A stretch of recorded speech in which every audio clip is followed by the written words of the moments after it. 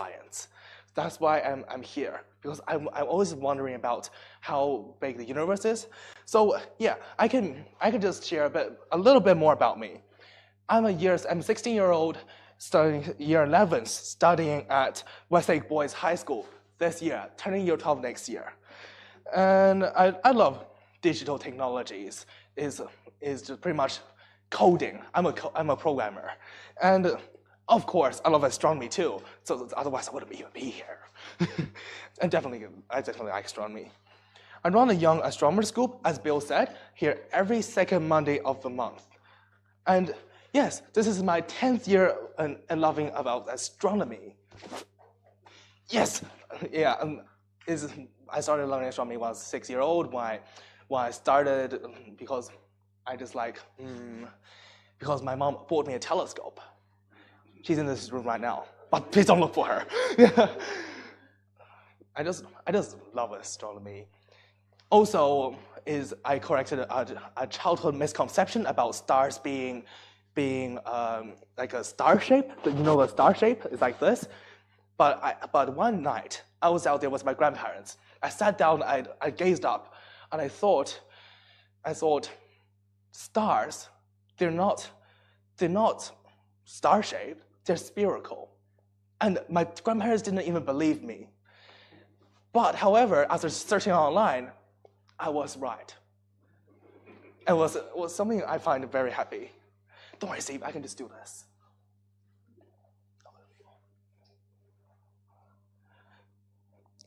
This is the 2023 conference.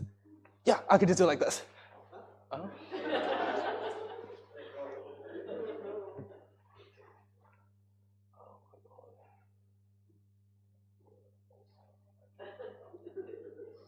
Yeah, pulsar, yep, neutron stars. You know, the Crab pulsar spins, and every second, the Crab pulsar, the Crab Nebula pulsar spins 33 times in a second. So that's a cool fact. Because that would be relatively slow for pulsar. And yeah, there's me. That's me over there, tiny, right? 2023 as a 2023 conference. I can spot some familiar faces over here, but it'll take some time for me to take a look at it.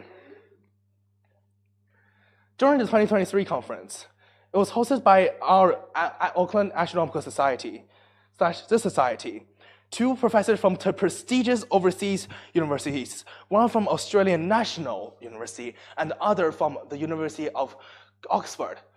The one from Australian National University is called Charlie Lineweaver, Professor Charlie Lineweaver. He's an astrobiologist, and the Oxford one is Chris Lintodd. I know him. I'm a bit of a fan of his. And it's got so much interesting. Sorry, oh my god, interesting things in the conference. I hate myself. And yeah, here we go. Conference for students. It is so yeah. You can see a lot of students in this picture. Look. And yeah, and there's Rachel.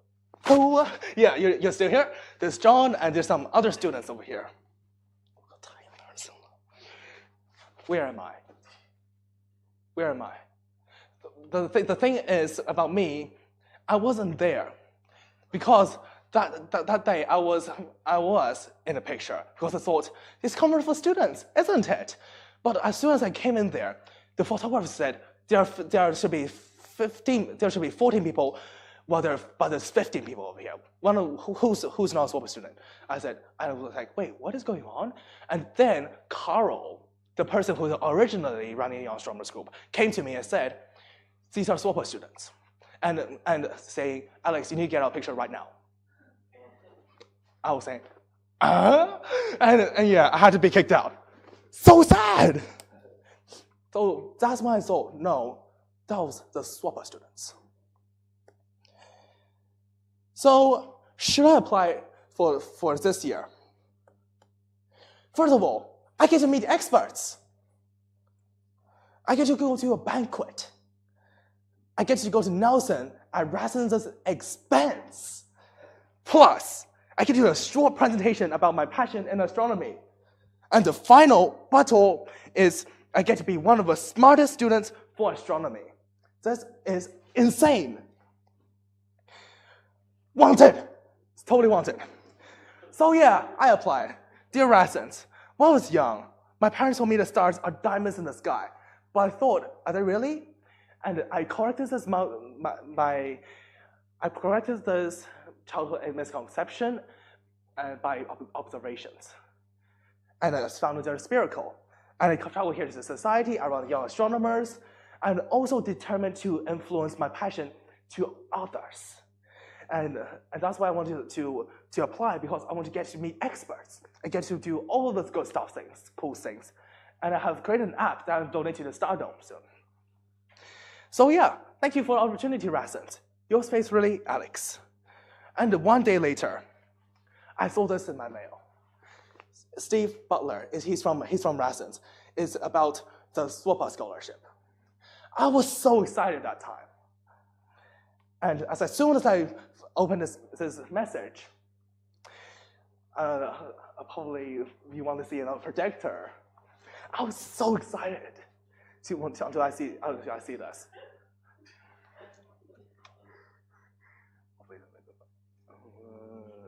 3 1, go! Thank you for, dear Alex, thank you for applying for the 24th Royal Astronomical Society of New Zealand students with a passion for astronomy scholarship. Unfortunately, you have not been selected this year. And when I saw it on my phone here, I was gutted. I was totally gutted. But my anger faded away the next day. Yes, I thought New Zealand has around 300,000 students. And I'm competing against the top 89 students across this country. So getting the scholarship is crushing. So I probably wasn't worthy of it after all. However, nothing can stop me applying for the next year. So I didn't stop trying, and I didn't let failure make me give up. And that was the first thing I learned from a conference. Because I have a rugby coach. And I was like doing a rugby training, and then my rugby coach said one thing. He said, we don't win by accident. We win through blood and sweat. And even though I quit the rugby group the day later, but there's something I learned from him, something that was very profound, is I need to try hard. I need to try even harder to get what I deserve. However, as Bill said, the AAS Council meeting this evening, the council approved a motion to sponsor your attendance at the conference in Nelson. It will be $600, and yeah, it's just so generous. I understand that there are some people who are here that are part of council. So please let me say, I just want to say I appreciate it. Thank you so much. So yeah, that's probably all about my personal experience. On to the real part about conference. Day one, beautiful, it's beautiful, isn't it? That's Nelson. So day one, the conference was kicked off on Friday evening with a welcome from the RASNZ Council and Professor Richard Esther, Department of Physics, University of Auckland. And the day closed with a refreshment and socializing session for people to know about each other. I was talking to lots of the students who have been selected this year and asked for some tips probably. And I did get to meet some experts. And that day, I was pretty happy. But the first day was relatively short. Fingers crossed, the second day, I'll talk a lot more. There's so much more on the second day than the first day. So Professor Gerard Lewis from the University of Sydney did a talk about exploding stars, supermassive black holes, and time and early universe. It is a keynote, I believe. He also talked about the AGN, active galactic nucleus, such as quasars, for example. So this image is 3C273, is a quasar with a very, very active galactic nucleus. How bright it is around 1 trillion times brighter than the sun. That's a jet ejected. And he said quasar has a fluctuation of brightness with a pattern. Can you guys spot the pattern over here? You see how they fluctuate? Can you guys find a fluctuation? Kidding! dang, that's stocks of CrowdStrike. It's actually stock market. He actually said it was stocks. So fluctuation of quasars are unpredictable. So that is a pattern he said. Yeah, I know, it's funny, right? You guys know about CrowdStrike? Yeah, everybody knows that. No more blue screen on desk on Microsoft. Let me summarize about his talk. He said about distant quasars are seen to flicker in brightness and in slow motion. The more distant the quasar, the slower its flickering. And the most distant quasars, well again, flicker at 1/5 the speed of the closer ones. So maybe that means that is precisely expected from Einstein's cosmological equations, or maybe even general relativity. A cool talk from a conference, well, was made by Chris Benton from our society. So Chris, if you didn't know him, he was here last Monday talking about what I believe GWST, James Webb Telescope. He does a talk every first Monday of the month. So be sure to come here. We're very privileged to have Chris. If Chris, you've been watching, so yes, this is hi from me, and yeah, so please do be sure to come. He's a wonderful speaker. Bones in space. 1.5% of bone mass is lost in International Space Station per month. So that's quite a lot. That's quite a lot. And astronauts on International Space Station exercises for 2.5 hours per day and 7 days a week. And exercising prevents loss of bones due to zero-G. Artificial gravity can fix it, but likely not in the next decade. People also mentioned about how important dark skies is for us. And me and some of my classmates, because I've been sharing what I learned from conference to my classmates, so me and my classmates are working on spreading awareness about light pollution. So I would like to share some of the works my classmates have been doing. So this is a poster my classmate has made. We can see the beautiful sky, can't we? But not in the city. And what we can do is to close up our blinds and going out to see the stars. And just to close the blinds, there's nothing outside. And also, please do use LED bulbs. They do help reduce it a lot. Yeah, that's my poster. The sky is beautiful, but we can't see it. Another fact made by RASNZ told me about this, is about half of the mammals are nocturnal. Nocturnal by all means, it is only active at night. And more than half of the insects are nocturnal too. So getting very bright will disturb their habitat, will disturb their daily routine and habitat too, which I think is something pretty sad in terms of environmental impact. And during the second day, the SWAPO students got to share their passion of astronomy by a speech, which I have been hoping to do it too. So the first one, Tessa, did a cool presentation showing star signs and why she was interested in astronomy. Also a pretty good talk. And Amber shared some of the facts from her knowledge of a red planet. Something profoundly she have achieved is she's been chosen to do a NASA space camp, and she was the only one chosen from New Zealand, so big congrats to her. And reaching for the red planet, sustaining life on Mars. Also pretty nice presentation. Luke, he's an awesome person. His talk is about our curtains to the sky, talking about his passion in astronomy too. And even a dude, it's called Robert, who had made a telescope. And I believe that one is Newtonian. Yeah, because it's viewing from over here, and it's probably not category. I forgot. Yeah, his talk was pretty awesome. He talks better than me. But the good news is, despite being rejected as a SWAPO applicant, I was chosen to do a presentation. So my presentation is based on the app I made, and yes, Steve, if you don't mind, I can show my presentation through my iPad. I think it'll be fine, hopefully. No dramas today. Oops. And here, I'm just gonna go to playgrounds. Sorry, does it work? cool. Thank you so much, Steve. So my talk will be about. So I will do my talk again. So hello world, I'm Alex, and I love coding and astronomy. But what brought me to these hobbies today?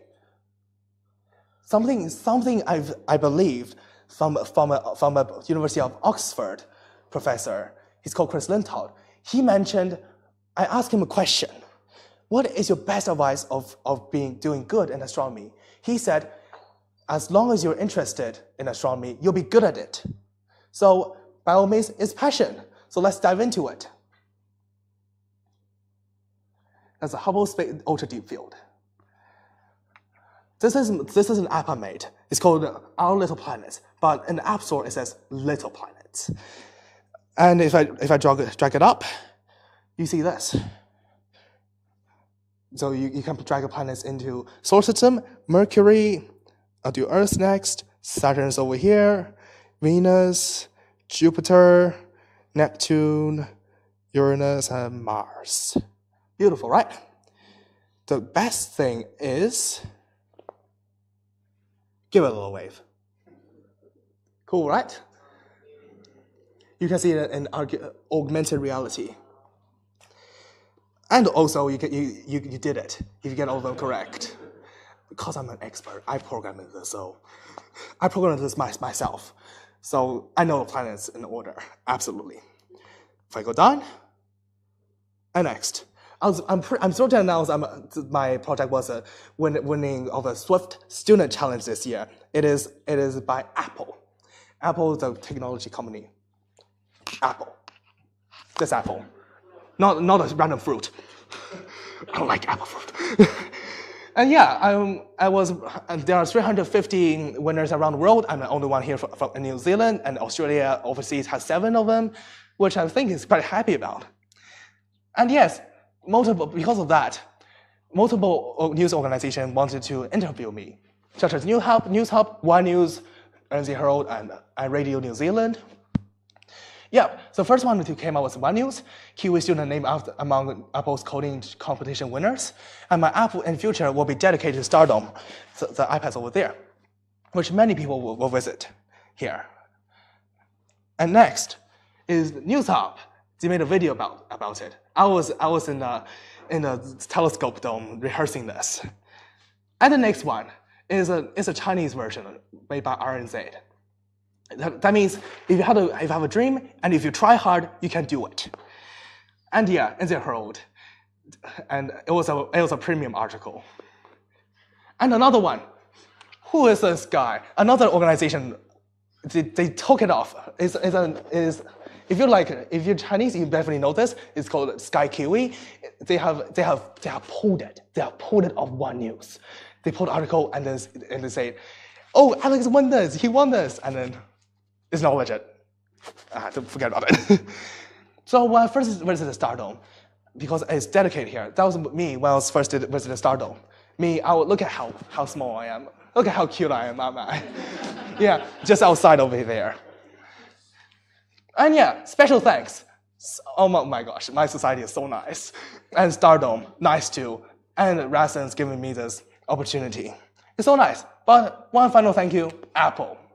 If that wasn't you, my life will be a whole lot different.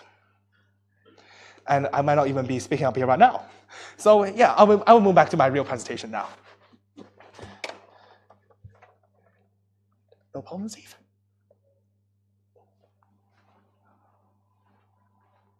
Thank you. But by the way, little thing, you may have realized my other presentation was a bit weird because it is programmed. It is used by code. I coded it line by line, letter by letter. So that's why it's pretty fancy. So do you guys have any iOS devices / iPhones, iPads? Anybody over here have iPads? Yeah, this is an app. If you would like to try it out, you can bring out your phone, take a picture of it, and probably download it. It will be so appreciated. So feel free to take a picture right now, or maybe sometime in the future. Does it work on non-Apple devices like Android? Sadly, no. Because it's coded in Swift, it currently only supports Apple devices. I mean, it does work for all Apple devices, but sadly, not other devices can work. So yes, drag plan is in order, memorize plan is a fun way, and just got on the App Store. So happy. The day was closed in an annual conference dinner, but I would not say it's a dinner. It's a banquet. It's a lot more formal than a conference dinner. And yes, it feels, I had a little bit of steak, some chickpeas, they were so nice. So it was followed by prize giving, such as the Bright Star Prize, the Sextant Trophy. I believe this time was given to a professor who has confirmed the discovery of New Zealand's 10th meteorite. And I believe I think his last name is Scott something? Yeah, it is Sextant. The trophy is a sextant. And the picture is Pauline Harris receiving her Maury Geddes Award for her contributions to modern astronomy. So that's the president of RASNZ, that's John, and one of the pretty important figures in the University of Canterbury and also in RASNZ. And yeah, the prize recipient. Congrats again. And the dinner photos. So where am I? I was going to dinner, and I saw the phone tables. Maybe I could sit with the SOPA students because they're smart. I could probably just talk to them. But it says SOPA. I cannot sit there because I wasn't chosen. However, I did go to RASNZ's president. She was so nice. She said, yeah, because the boys, they had one seat over there, but when I came back, a guy sat on it. So you guess what that means? I had to sit with the girls. Yeah, so these are the photos. I taken it. I saw one from a boy. Kidding, I just took a photo of it, and that's mine. That was mine, and I'm over there. That's me. So yeah, I'm over there. Day 3. That's a little bit more about day 3. So if there are people talking about the 10th meteorite, they're from the University of Otago, and they are from and some of them from Fireballs Aotearoa, the guys who are in charge of space rocks. That's a Tycho meteorite on display in the conference. That's how did they identify it? And yeah, cheers. Yeah. The society is also part of that network, so we have 2 cameras out at the Cherry Observatory, one pointing northwest and the other one roughly south. So basically every clear night those cameras are monitoring the sky, trying to pick up fireballs. But New Zealand's got one of the best coverages of any country in the world. Pretty much the whole country now has got cameras. And the idea is if you get several cameras pick up a fireball, it's possible to compute the track of the fireball and figure out where, if there's a meteorite that lands, they can calculate roughly the area that it's going to land and send a team out to do it. So what Alex was showing here, that meteorite was recovered from one of these detections on the meteor camera network. And they went to a field and found it quite quickly. So the system works. It's the first one that had been recovered by the network. Sorry, that was just a bit of background on that. Yeah, thank you so much, Bill. Yeah, I do actually like to share some facts. They have shared about the Tycho meteorite. It has been, it is likely reached 20 kilometers per second while entering the atmosphere. It is around 3 times the speed of the International Space Station. It hits ground when it hits ground is around 200 kilometers per hour. But yeah, slightly slower. And it is higher than 1,500 degrees during entry, while the internal temperature is minus 270 degrees. It is hot outside and cold inside. That is hotter than an oven. Many times hotter than an oven. You guys may have been baking and put your hand in there. Why is it so hot? And yeah, bad. Don't do it. Don't touch a meteorite when it's falling here. But however, internal temperature is minus 270 degrees. You guys been in the fridge before?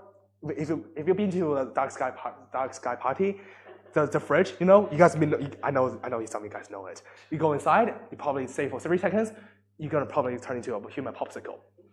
So you don't want to be there, be touching for too long, because that temperature, if you're like touching that temperature, your hand's probably gonna freeze. And frost can appear on meteorites because of the internal temperature being so cold, but the exterior temperature, when it reaches ground, it is not that hot anymore. So that's why frost can appear on meteorites. It's believed to be from the orbit between Earth and Venus. That was something that has gotten me surprised a little bit. Because the majority of the asteroids or small bodies in the solar system, they are around the asteroid belt, or maybe in the Kuiper belt in the Oort cloud. Let's just ignore that for now. But most meteorites come from the orbit between Mars and Jupiter, but they cross around Earth, and then they burn out in Earth's atmosphere. Or maybe they reach Earth. But it's between Earth and Venus. That's something that excited scientists a little bit. It's not common. So this part, I will talk a bit more. Something that I learned from conference, something very profoundly about is they want me to remake the Global Meteor Network page as an app. Because of my previous winning Swift Student Challenge app, they realized that is such an elegant UI design. Even Apple experts said it was so good. The UI design is so good. That's something I've been preparing for over weeks. I've been designing it for weeks. I've been practicing it and testing it for a long time. So they know I'm good at it. So they wanted me to remake the Global Meteor Network page as an app. If you guys didn't know, so that would be Global Meteor Network. Here. So that's the website I'm trying to replicate as an app. So you can, as you can see, as I believe Bill had mentioned this, New Zealand has so many cameras. You see, these are all the live data provided by Fireballs New Zealand or Aotearoa, and it has a lot of data about meteors. But my app will feature something new that this doesn't have. Is my app will not only display these and a 3D map of meteors in 3D position. I will also try to use because many of you have iPhones, right? You can take these images overnight using iPhone while charging it. So that's something I've been working on for Fireballs Aotearoa. Back to my presentation. So this is the conference of 2024. So you can see everybody over here, David's over there, and yes, that's me. That's me. Looking happier than ever. Yeah. And then I would like to say congrats to the SOFA students. Whether you're here or not, you deserve it so much. And you have encouraged me to do the best of myself, and it's something I find very profound of, because I just love astronomy and I like being inspired. I inspire others, but it's not often that I find that people inspire me into doing things. So I'd like to thank you to every one of you, and also the students, everybody organizing the conference. It has been a pleasure. And yes, on to a more positive note. I use the knowledge I learned from conference to apply for again on another astronomy competition. It's called an International Astronomy and Astrophysics Competition, and happily I got a gold honor for it. It is not common that people come across a gold honor. It is awarded to the top 3% of all participants, and out of up to tens of thousands. So I'll probably be around top 100 if I was lucky. I got one question wrong. I know, I got one question wrong. Such a pity, isn't it? I wasn't looking at the articles quite a lot. So another one is the national award. It is for the nationwide highest score. So what I learned from conference has supported me to make this achievement. So yes, without conference, it will be pretty difficult for me. I'd like to, so yeah. Next one. After lots of hard work, my efforts has finally paid off. There's one quote I think another quote that I think is really good is, "The journey is a reward." It's not about the certificate I get; it's just a paper. But the thing is, but what matters is what the process of you getting it. That's something that I think is quite important. That's something I enjoyed. Something is doing things that we are very enjoyed. Well, yeah, that's my presentation finished quite quickly, but yeah, that's my presentation. I learned so much from RASNZ Conference. And yes, maybe the next year will be at Bakatani. It's just somewhere around North Island, probably around 3 hours drive from here. And I'll hopefully, I'm gonna get selected next year. Thank you guys for coming.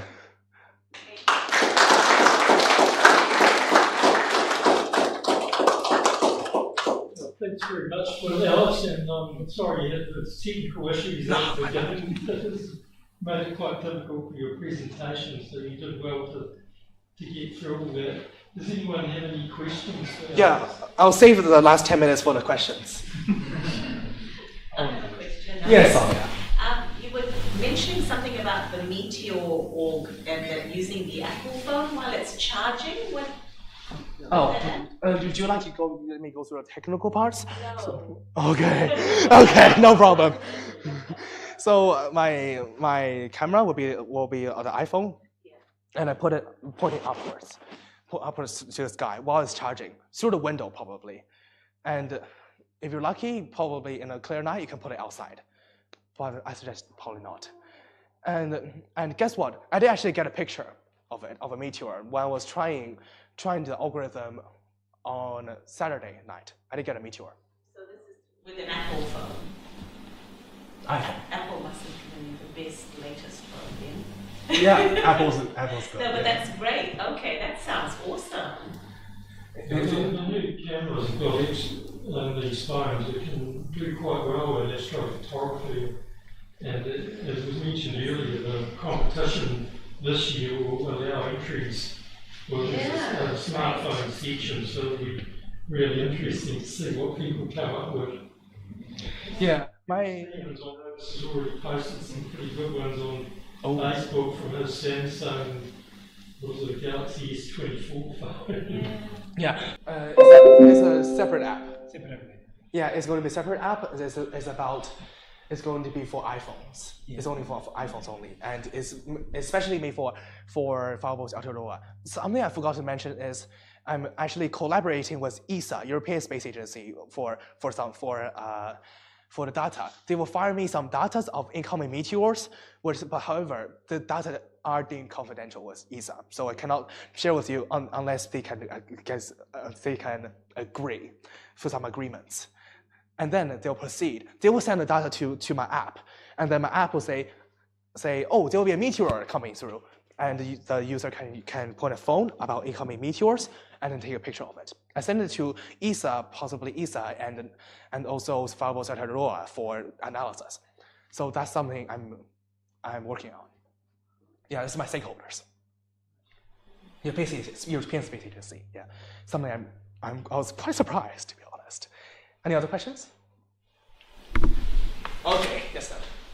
So you're year 11 this year, Alex. Mm-hmm. What are you going to be doing in 3 years' time? 3 years' time. I'll probably go to a university, a pretty good university, and I will study about software engineering and probably some astrophysics too, because I just love astronomy and digital technologies. Yeah, that's something I've been working on. I want to do some software development that assists to astronomically, hopefully. Yeah. However, my passion in astronomy won't fade. Any other questions? I'll just mention, for those who don't know, Alex is now a member of the Society Council. So I forgot to say that too. He was elected to the council at the AGM earlier this year. So there was an issue about his age because the society runs as a charity under the New Zealand law. You couldn't be a council or an officer of a society that was a charity until you're 16. But we got around that. So. But however, you're 16 now, aren't you, Alex? Mm-hmm. So when was your birthday? My birthday. So as you can see, I made this presentation when I was 15-year-old. So I have turned 16 recently. It was on 8th of August, last Thursday. Right, so it was just last week, so happy birthday. Thank you.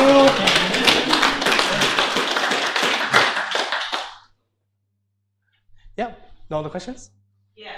Come on, yeah. Do you have a proud mum that's sitting here really, really impressed with you? Who's taken you to all the star parties? Yeah. Thank you, Mom. Thank you for society so much. Yeah. If that's all, we have got some tea, coffee and refreshments down in the Matariki room. I don't know if the sky's clear, but it's probably, might be possible to see Saturn. It rose just before 8 o'clock. I don't know if the sky is clear, but it's possibly will have cleared the trees after an hour. So I don't know. It wasn't looking too promising weather-wise earlier, so we'll have to have a look outside. Yeah. Okay, thanks for coming along, everyone, and thanks again, Alex. Thanks, Thank you.